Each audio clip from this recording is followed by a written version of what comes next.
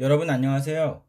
물질화 개념을 통해 바라본 헤라클레이토스의 강에 대한 여러분의 생각, 댓글을 통해 잘 보았습니다. 대부분의 학생들이 물질화와 비물질화의 개념을 바르게 이해하고 있었고, 헤라클레이토스의 강물에 대해서도 아주 적절한 판단을 하고 있었습니다. 우리가 바라보는 지금 이 순간의 강물은 물질화된 강물입니다. 지난 수천 년간 흘러온 강물은 비물질화된 강물인데요. 그러면 우리가 이렇게 판단할 수 있는 이유는 뭘까요? 우리의 판단에 작용한 어떤 원리 같은 게 혹시 있다면 그게 뭘까요? 바로 동일률입니다. 네, 우리가 국어 문제를 풀 때 적용하는 바로 그 동일률 말입니다. 물질화의 클로징 텍스트가 정지, 고정이라면 비물질화의 클로징 텍스트는 움직임이었습니다. 순간의 강물이라고 할 때 순간은 정지, 고정이라는 말과 동일률이 성립합니다. 집단낱말, 일반적 용어로서의 흘러가는 강물은 움직이는 강물이지요. 어제에서 오늘로 옮겨왔으니 말입니다. 그런데 이 강물은 움직임이라는 클로징 텍스트를 가지고 있으니 비물질화 개념과 연결됩니다. 우리의 사유는 여기서 더 깊이 들어갈 수 있는데 오늘 강의 끝에 드리는 과제와 함께 다음 시간에 좀 더 다루어 보겠습니다. 이번 시간에는 확장적 읽기에 대해 말씀드리겠습니다. 확장적 읽기, 말은 거창해 보이지만 사실 별거 없습니다. 11강이 5강으로 확장된 겁니다. 우리의 읽기는 하나의 텍스트에만 머물러 있지 않습니다. 하나의 텍스트 안에 머물고 있는 우리의 시선은 어느 순간 텍스트 밖으로 뛰어나와 새로운 텍스트를 만납니다. 그리고 의미를 만들고 확장을 시도합니다. 저는 이것을 확장적 읽기라고 부릅니다. 앞으로 몇 시간일지는 모르겠지만 확장적 읽기가 일어나는 조건과 과정, 이유, 필요성 등에 대해 틈틈이 최대한 알기 쉽게 설명해 보겠습니다. 확장은 원한다고 해서 누구에게나 아무 때나 일어나는 일이 아닙니다. 필수적인 조건들이 갖추어져야 합니다. 이 필수적인 조건이 뭘까요? 네, 바로 텍스트의 지배입니다. 다른 조건, 동일률에 대해서는 앞에서 말씀드렸고요. 확장적 읽기는 텍스트를 지배하고 있는 사람에게만 일어나는 일입니다. 한 번밖에 못 읽어 내용조차 제대로 파악하지 못한 사람에게 확장은 일어나지 않습니다. 서너 번을 읽었더라도, 그래서 내용은 어느 정도 이해가 될지 몰라도 아직 확장은 일어나지 않습니다. 확장은 텍스트를 지배해서 완전히 자기 것으로 만든 사람에게만 일어나는 마법 같은 일이기 때문입니다. 여러분, 지금 우리가 다루고 있는 수능 특강 독서 교재에 대략 70개 정도 되는 텍스트가 있는데요. 이 중 확장적 읽기로 연결할 수 있는 것만도 20개가 넘습니다. 그리고 그 각각은 확장 연결되는 지점에서 수많은 의미와 담론들을 만들어냅니다. 이 일을 할 수 있는 사람이 누구냐면요. 바로 텍스트를 완전히 자기 것으로 만든 사람입니다. 우리 누구든 노력하면 이 지점에 도달할 수 있는데 거기에서 우리가 느낄 수 있는 즐거움, 바로 이것을 저는 학문의 즐거움이라고 생각합니다. 저와 여러분 모두가 함께 도달했으면 하는 바람이 있습니다. 지금까지의 내용을 정리해보면요. 텍스트를 한 번, 두 번, 세 번 계속해서 읽다 보면 우리는 텍스트를 꿰뚫어 보게 되는, 완전히 지배하여 자기의 것으로 만들 수 있는 순간을 만나게 됩니다. 이렇게 자기화된 텍스트는 또 다른 자기화 텍스트를 보고 같거나 다름을, 즉 동일률이 성립하거나 성립하지 않음을 알아차립니다. 바로 이 지점이 텍스트와 텍스트가 만날 수 있는 지점입니다. 5강과 11강, 강물과 물질화처럼 말이죠. 우리는 이 지점에서 의미와 가치, 사유와 담론을 생산해낼 수 있습니다. 확장적 읽기는 이러한 조건에서 일어나는 일입니다. 텍스트의 지배와 동일률, 이 확장적 읽기의 조건이라는 것 다들 이해하셨나요? 다음 시간에는 텍스트의 속도와 생각의 속도라는 내용으로 확장적 읽기의 과정에 대해 다루어 보겠습니다. 여러분, 수학능력 시험의 비문학 영역은 제시문의 난이도가 상당히 높습니다. 그리고 연계교재인 EBS 수능특강 수능 완성도 독서 지문의 내용들이 무척 어렵습니다. 그냥 한번 쓱 읽고 문제도 풀었으니 이제 됐다 하고 덮어둘 것이 아니라 자주 꺼내어 읽고 또 읽고 하다 보면 텍스트 간의 연결, 확장이 이루어질 뿐 아니라 그 어려운 지문들이 이제는 익숙하고 쉽게 받아들여지는 때가 올 것입니다. 그런데 여러분, 반복이 좋은 것도 텍스트의 지배가 확장적 읽기가 중요한 것도 다 알겠는데 막상 책을 펼치기까지가 참 힘들잖아요? 그래서 선생님이 준비하고 있습니다. 어떻게 하면 여러분이 수능을 준비하는 데 도움을 줄 수 있을까 고민하다가 인문예술 20분 정리라는 영상 자료를 만들어 봤는데요. 이 영상은 한두세 읽기의 두 번째 읽기, 2분짜리 영상만 다 모아놓은 것입니다. 우리가 수업에서 다루지 않았던 짝수강까지 다 포함해서 정리해놓은 것이니 다운받아 놓고 틈틈이 시간 날 때마다 영상을 보거나 아니면 듣기만 하셔도 좋을 것 같습니다. 어디서 어떻게 연계가 되더라도 익숙하게 느껴지도록 말이죠. 10분 정리나 30분 정리도 만들 수 있는데 필요하시면 의견 말씀해주세요. 한번 만들어 보겠습니다.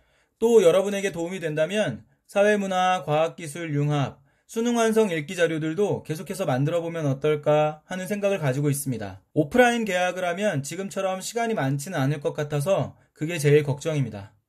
어쨌든 그건 그때 가서 고민하도록 하고 다들 텍스트를 지배해서 이번 코로나 수능 기적을 만들어 보시자고요. 문제풀이로 가보겠습니다. 1번 문제, 일치하지 않는 것을 고르는 문제. 1번 명제, 키워드는 영화의 내러티브, 기술, 포함인데요. 첫 번째 단락에서 확인할 수 있는 내용이죠. 입증 가능, 적절한 명제입니다. 2번 명제, 플롯의 전략, 흥미, 기여 정도가 키워드인데요. 이것도 첫 번째 단락에서 확인할 수 있죠. 입증 가능, 적절한 명제. 3번, 초창기 이야기, 기술, 확립, 집중 이 키워드인데요. 어떤가요? 첫 번째 단락 두 번째 문장의 내용과 충돌하네요. 초창기 영화는 이미지 자체에 집중했죠? 틀린 방식으로 적절하지 않은 명제. 4번 명제. 키워드는 헐리우드 쉬운 이야기 전개 중시인데요. 이 내용 두 번째 단락에서 봤던 기억나시죠? 네, 다들 텍스트를 지배하고 있군요. 입증 가능, 적절한 명제입니다. 5번 명제. 키워드는 대안적 내러티브, 유럽, 제3세계입니다. 세 번째 단락에서 확인할 수 있는 내용이고요. 입증 가능, 적절한 명제입니다. 이 5개의 명제 모두 사실 명제로 볼 수 있습니다. 그래서 어렵지 않게 풀 수 있었습니다. 2번 문제, 기억과 니은을 비교해라. 이런 문제인데요. 기억은 할리우드 내러티브, 니은은 대안적 내러티브 양식입니다. 명제 살펴볼까요? 1번 명제, 키워드는 기억, 인과관계 중시, 니은은 탈피인데요. 두 번째 단락 세 번째 줄과 세 번째 단락 세 번째 줄에 각각 인과관계 중시와 탈피, 단어까지 그대로 나와 있습니다. 입증 가능, 적절한 명제. 2번 명제, 키워드는 기억, 내러티브, 구조, 정형화, 니은, 불확실, 모호인데요. 1번 명제와 마찬가지로 두 번째, 세 번째 단락에 단어 그대로 나와 있습니다. 입증 가능, 적절한 명제. 3번, 키워드는 기억, 영웅적 인물, 폐쇄적 결말, 니은, 영웅적 집단, 열린 결말. 대안 양식의 주인공은 다원적 시점 속에서 갈등하고 고민하는 개인이었죠? 그래서 동일률이 성립하지 않습니다. 틀린 방식, 적절하지 않은 명제. 4번 명제, 기억, 상업영화, 니은, 예술영화 속성 정도가 키워드인데요. 이 명제도 각각 두 번째, 세 번째 단락에서 확인 가능합니다. 입증 가능, 적절한 명제. 5번, 모두 대중예술, 미학, 발전, 기여 정도가 키워드입니다. 이 명제는 마지막 단락에서 그 내용을 확인할 수 있는 명제네요. 입증 가능, 적절한 명제. 이 5개의 명제들도 모두 사실 명제입니다. 쉽네요.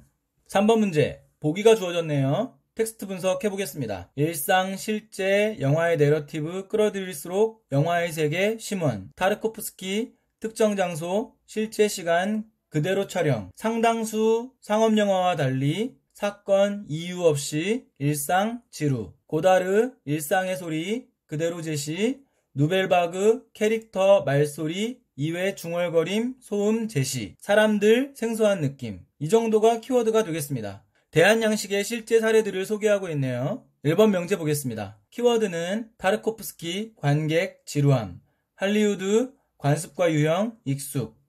이 명제는 사실의견 명제입니다. 타르코프스키, 관객, 지루함까지가 사실 부분, 할리우드, 관습과 유형, 익숙이 의견 부분입니다. 본문을 통해 할리우드와 상업영화 사이에 동일률이 성립하는 것을 알 수 있습니다. 보기에 상업영화라는 말이 본문을 거쳐 할리우드라는 단어로 1번 명제에 온 것이네요. 사실 아주 쉽게 판단할 수 있는 명제이긴 했습니다. 입증 가능, 적절한 명제. 2번 명제, 타르코프스키, 이유 없이, 긴 시간의 흐름, 의도적, 플롯의 전략, 사용하지 않으려 정도가 키워드인데요. 긴 시간의 흐름까지가 사실 부분입니다. 보기에서 확인할 수 있죠.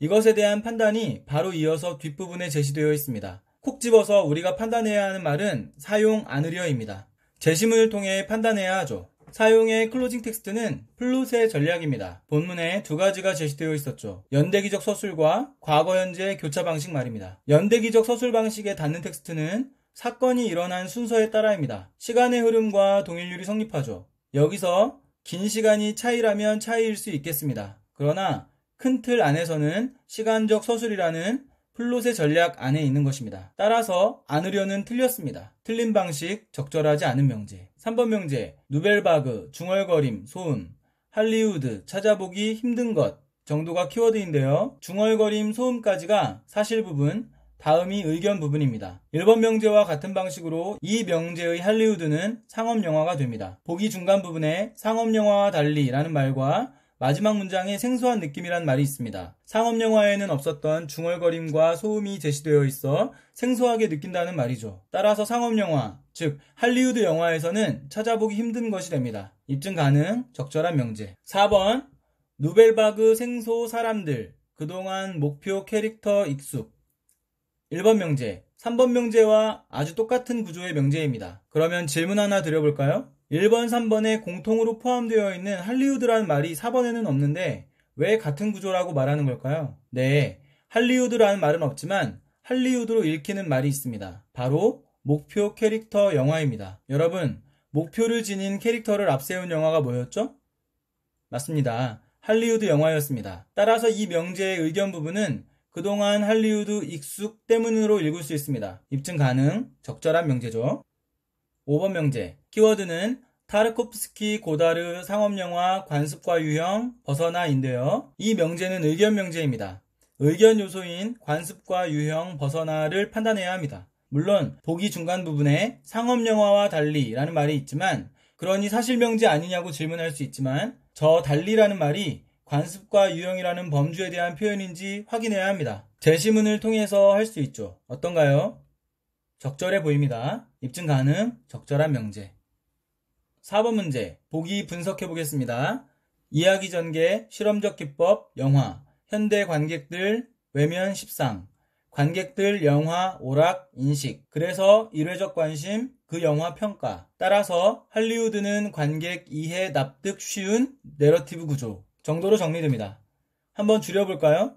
실험 영화는 현대 관객 외면, 영화는 오락이니까 1회적 관심으로 평가한다. 그래서 할리우드는 쉬운 내러티브 정도인데요. 여기서 한 번 더 줄여보겠습니다.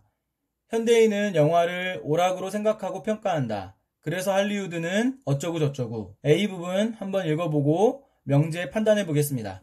1번 명제, 관심, 유도, 불연속, 사건 전개 정도가 키워드인데 콕 집어서 불연속이란 말에서 동일률이 성립하지 않네요. 틀린 방식, 적절하지 않은 명제. 2번, 관객, 캐릭터, 경험, 인과관계 자유로워진다 정도가 키워드인데 언뜻 보면 인과관계로부터 자유로워진다라는 말과 본문의 인과관계 탈피라는 말 사이에 동일률이 성립하므로 이 명제는 대한 양식에 대한 설명이고 따라서 틀린 방식으로 적절하지 않은 명제인 것처럼 보입니다. 그러나 자유로워진다의 주체는 관객이고 이 내용은 제시문을 통해서는 확인할 수 없는 내용입니다. 보기를 통해서도요. 없는 방식, 적절하지 않은 명제.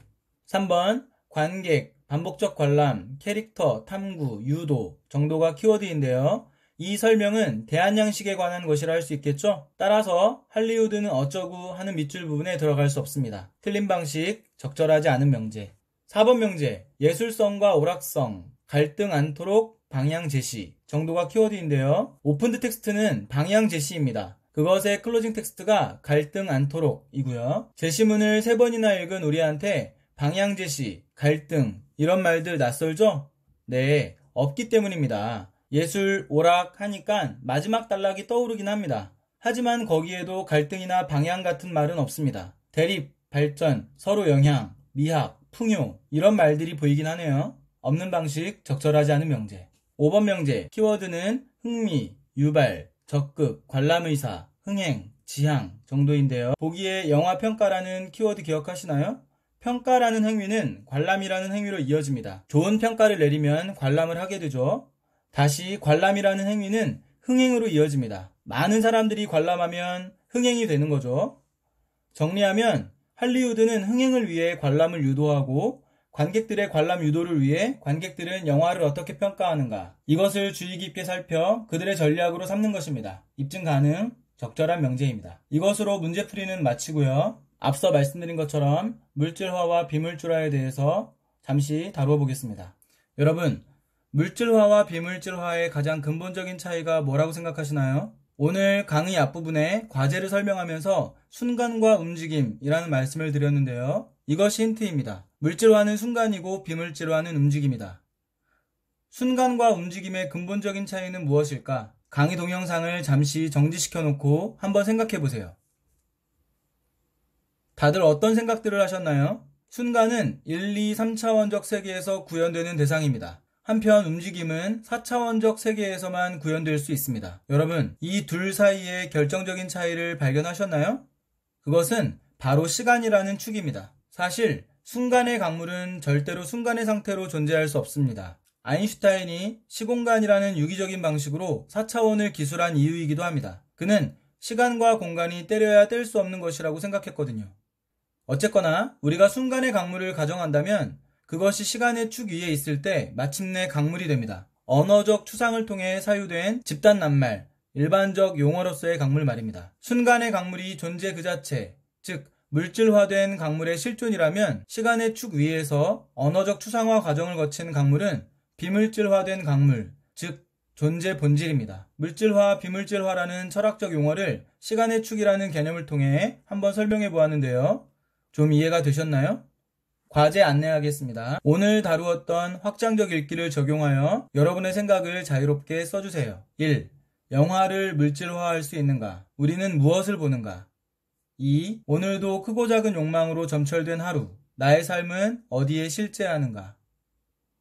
여러분, 오늘도 수고하셨습니다.